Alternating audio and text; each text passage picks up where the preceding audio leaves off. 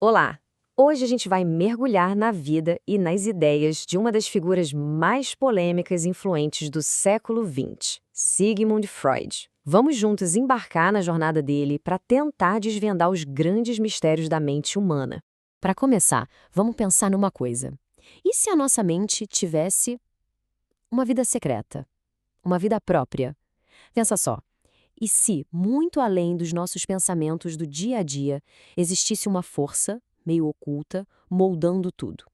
Nossos desejos, nossos medos, até as nossas ações. Foi exatamente essa ideia que virou a grande busca de Freud. Mas claro, antes de revolucionar o mundo, Freud era só um jovem estudante. Um estudante bem curioso, por sinal. É por aí que a nossa história começa. Vamos ver o início desse verdadeiro erudito. Olha só que interessante a formação do jovem Freud. Ele nasceu em 1856, entrou na faculdade de medicina com só 17 anos. Mas ele não ficou só na medicina, não. Ele mergulhou em filosofia, fisiologia, zoologia, uma mistura e tanto. E o caráter dele era um cara crítico, ateu e, acima de tudo, muito, muito curioso. Essa combinação, essa sede de saber, foi a sementinha de tudo o que veio depois, sabe? Foi o que fez ele questionar o status quo.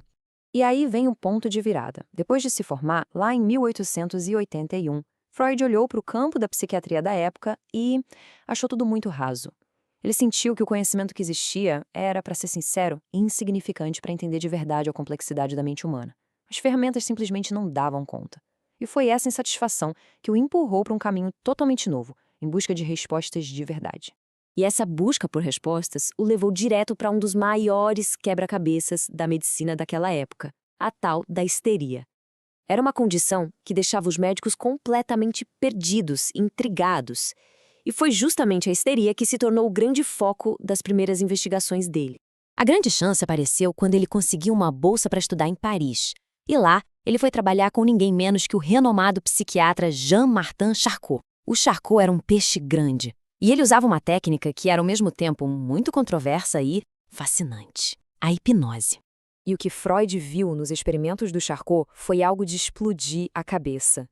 Porque olha só, com a hipnose, o Charcot conseguia fazer os sintomas da histeria desaparecerem, temporariamente.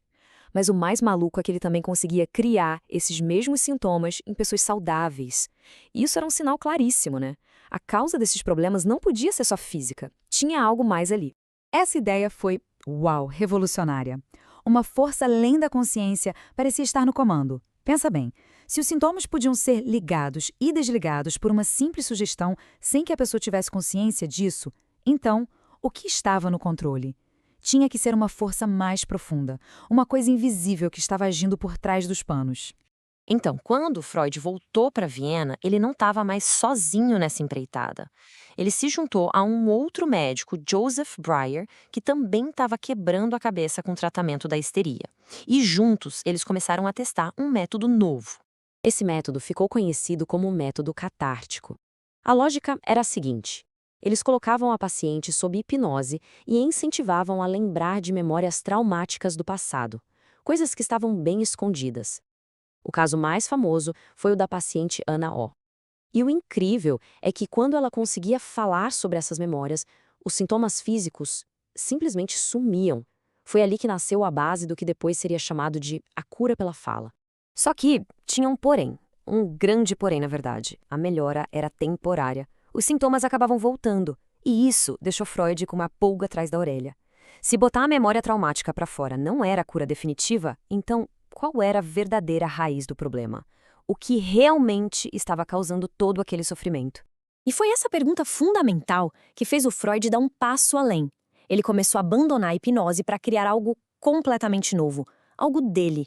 É aqui que a gente testemunha o nascimento da psicanálise. É legal a gente ver a jornada intelectual dele, sabe? A psicanálise não surgiu do nada num estalar de dedos. Foi um processo, uma evolução.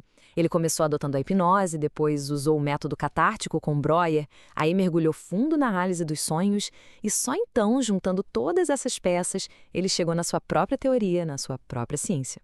E chegamos a um ano-chave em toda essa história: 1896. Foi nesse ano que Freud usou pela primeira vez o termo psicanálise. Ele finalmente batizou a sua criação. E esse novo modelo era radicalmente diferente. O foco não era mais a hipnose, mas sim a exploração livre, a escuta atenta do que vinha do inconsciente da pessoa. E claro, essas ideias foram sendo publicadas em livros que mudaram o mundo. Começou em 1895 com os estudos sobre a histeria, ainda com o Breuer. Depois, em 1900, veio a obra-prima, A Interpretação dos Sonhos. E em 1905, os 3 ensaios sobre a teoria da sexualidade. Ele estava construindo, tijolo por tijolo, os fundamentos da psicanálise. Mas esse caminho teve seu preço. A parceria com o Breuer, por exemplo, acabou. E o motivo foi a nova e super controversa teoria de Freud sobre a sexualidade infantil. Foi um choque tão grande para a época que o Breuer pulou fora. Isso já mostra o quão polêmicas eram as ideias que Freud estava colocando no mundo. A partir desse ponto, Freud não estava só desenvolvendo uma teoria, ele estava construindo um movimento. E esse caminho foi de galos cheio de altos e baixos. Teve reconhecimento, claro, mas também muita oposição. E tudo isso ajudou a formar o legado bem complexo que ele deixou pra gente. E ele conseguiu, viu? O que começou em 1902 como uma reuniãozinha na casa dele, a Sociedade Psicológica das Quartas-Feiras, cresceu. No mesmo ano, ele virou professor na Universidade de Viena. Em 1910, ele fundou a Associação Psicanalítica Internacional, ou seja, uma teoria virou um movimento mundial. E o primeiro presidente, aliás, foi um pupilo dele que depois também ficaria famoso, o Carl Jung. Mas o final da vida de Freud foi bastante trágico. Em 1938, os nazistas invadiram Viena. Sendo judeu, ele e a família estavam em perigo iminente. A filha dele, Anna, chegou a ser presa. Eles conseguiram fugir no último minuto para Londres.